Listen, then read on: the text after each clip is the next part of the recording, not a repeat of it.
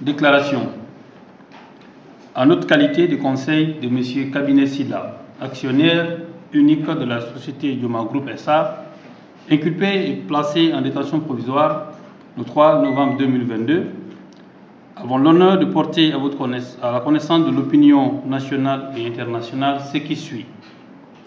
Par réquisitoire introductif en date du 27 janvier 2022, Monsieur le procureur spécial près la Cour de répression des infractions économiques et financières a saisi la chambre d'instruction de la dite Cour à l'effet d'ouvrir une information judiciaire contre Joma SA, Joma Logistique et Joma Group SA pour des faits de corruption dans le secteur privé, détournement de deniers publics, recel de fonds publics, enrichissement illicite, concussion, abus d'autorité, blanchiment de capitaux et complicité. S'étant aperçu qu'il n'existait au dossier de la procédure aucun indice grave ou concordant permettant d'inculper ces personnes morales, la chambre d'instruction de la Cour de répression des infractions économiques et financières a saisi la direction centrale des investigations de la gendarmerie nationale d'une commission rogatoire.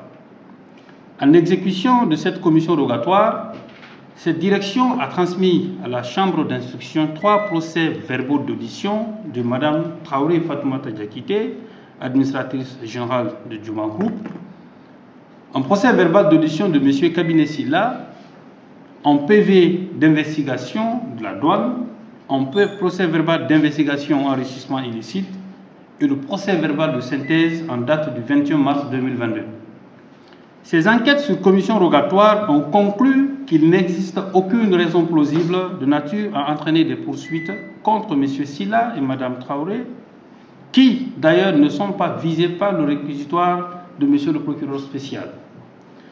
Suite à la transmission des procès-verbaux susvisés, résultant des enquêtes sur commission rogatoire, nous avons reçu, en notre qualité de conseil de M. Kabinet Silla et Mme Traoré Fatoumata Diakité, la lettre de convocation en date du 15 avril 2022 à l'effet de se présenter avec nos clients susmentionnés à l'audience de première comparution devant la chambre d'instruction pour des faits de corruption dans le secteur privé, détournement de deniers publics, recel de fonds publics, enrichissement illicite, concussion, abus d'autorité, blanchiment de capitaux et complicité.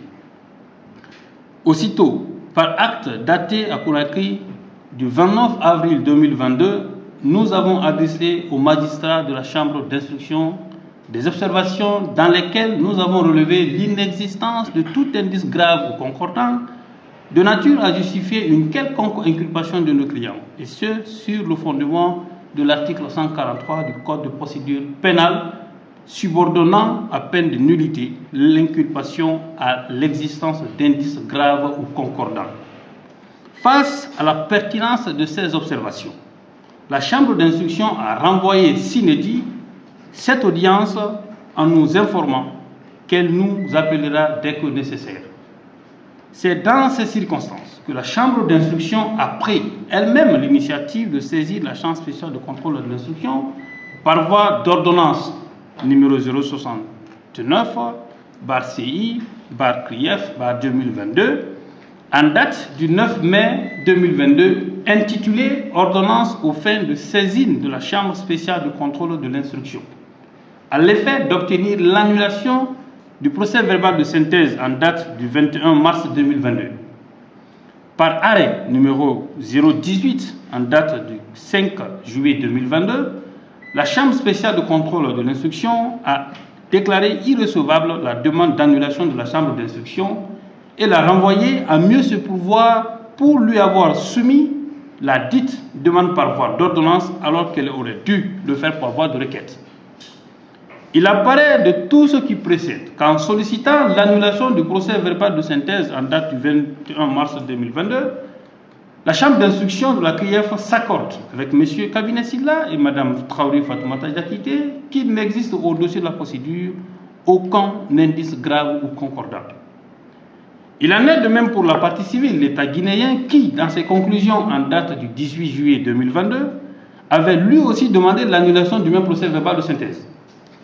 Du coup, les conclusions de ce procès-verbal de synthèse, qui est le reflet des éléments du dossier de la procédure, est réalisé sous l'égide de la chambre de l'instruction, à travers la Direction centrale des investigations de la gendarmerie nationale, font obstacle à toute inculpation dans la mesure où il est l'expression de l'inexistence de tout indice grave ou concordant.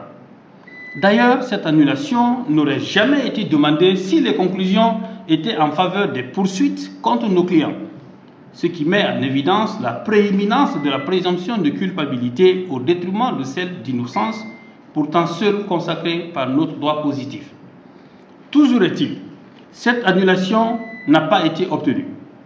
Contre toute attente, et alors qu'il n'existe aucun nouvel élément au dossier, postérieur au dépôt des conclusions du dit rapport, M. Kabinet Sylla a été convoqué pour un interrogatoire de première comparution qui s'est tenu le 3 novembre 2022, au cours duquel il a été inculpé et placé en détention provisoire en dépit de l'absence de tout indice grave ou concordant.